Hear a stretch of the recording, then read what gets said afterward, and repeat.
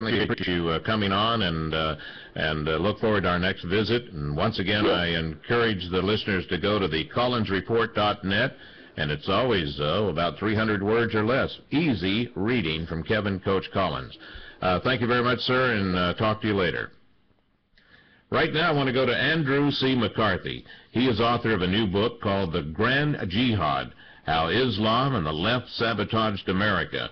And he states that propaganda is central to Islamic ideology, and this would be the propaganda coup of all time, a monument to Islam on the very site that the Muslim terrorists mass murdered Americans in the name of Islam. Boy, that sums it up. Andrew, welcome to the show, sir. How are you? Chuck, it's great to be here. Thank you for having me.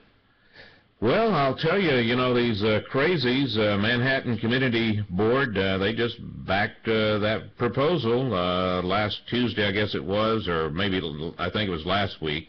They said, yeah, go ahead, build a Muslim community center near the World Trade Center. 29-1 vote. Have they lost their mind or what? Well, I think the community board has lost its mind, although they probably are quite shrewd. This is a... who makes up this community board is a little bit mysterious, and we don't know really, who's backing the people who are out front on the mosque, where all the money is coming from, etc. But my own sense of things here in New York is that the vote is not representative of how the community actually feels about the venture.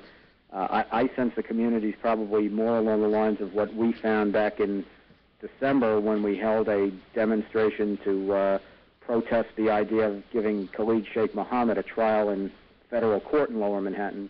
And at that time, people really turned out from the community in protest. So I suspect this is one of those times when the community board is going one way and the public is in a very different place. Well, and I want to bring to the attention to the listener that Andrew McCarthy successfully prosecuted the 1993 World Trade Center bombers, and boy, I'll tell you, that took a lot on your part. But, in this new mosque here, there's two critters up there, and one of them is Mayor Bloomberg, and the other is the Manhattan Borough President Scott Stringer. They're all behind it, and they have these quotes like, what is it, multi-faith dialogue, and he's accusing people like you and I of outright bigotry and hatred. If it looks like a duck and it walks like a duck, chances are it's a duck, and those ducks hit the Twin Towers.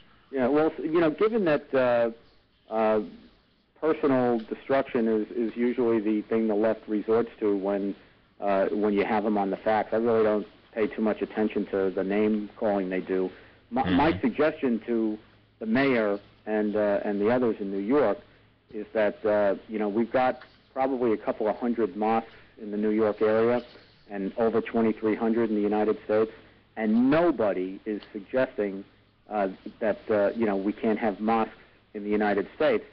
But if you look at Saudi Arabia, which is the seat of Islam, the site of the two holiest spots in Islam, Mecca and Medina, if you were to look at Mecca and Medina, you not only wouldn't find any Christian churches or Jewish synagogues, you wouldn't find any non-Muslims. They're not allowed to enter.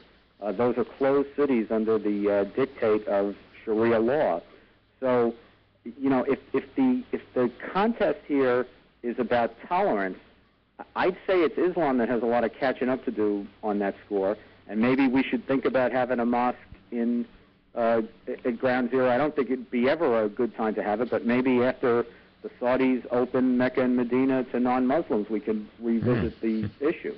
Boy, now you're really putting them on the spot, aren't you?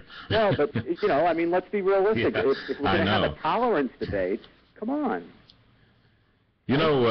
Is it still up that they're going to have the grand opening on 9/11/2011? Well, I understand that they're a ways away from getting this approved. The community board vote was one stage that has to happen, but there are still other votes to come, and there are elements in the community that continue to weigh in. I wouldn't be surprised if we found other people in government get involved in this as well. This is anything but over. But the plan, you're quite right, is to have this mosque opened on the 10th anniversary of 9/11, which would really be amazing. And as I was saying to someone earlier today, this has all the subtlety of a sledgehammer. They actually want to name the mosque the Cordoba Islamic Center. Cordoba is the name of the caliphate that conquered Spain and ruled it for over a millennium or half a millennium, sometimes brutally. So it's obvious that this is an old Islamist tactic of building Islamic icons on top of the icons of people they aim to conquer. And I was looking at one report, Andrew, that said New Yorkers wondering what the 100 million, 15-story mega mosque at Ground Zero will be like need only cast their eyes north to Boston, and there they'll find the giant Mosque of the Islamic Society of Boston, which, like the newly approved Ground Zero Mosque, was sold to the public by politicians as marvelous, desperately needed home for interfaith healing, and which quickly dissolved into a cesspool of hate speech, terrorist affiliations, a lawsuit to shut down the mosque. This all they want to do. They just got to get that one little toe in there. That's all they're looking for, the foothold, so to speak. Well, that certainly is the case with the mosque in Virginia that, as I write about in my book, the Dar al-Hijra Mosque. That's in northern Virginia. That's a place that the State Department actually promotes as an emblem of what Muslim life is in America. And what we've learned about that mosque is that you've had radical imams preaching there. One of them is this character, Anwar al-Awlaki, who is thought to be one of the top recruiters in Al-Qaeda. Can I ask you a question? Is he the one that's not even on the watch list, as I understand?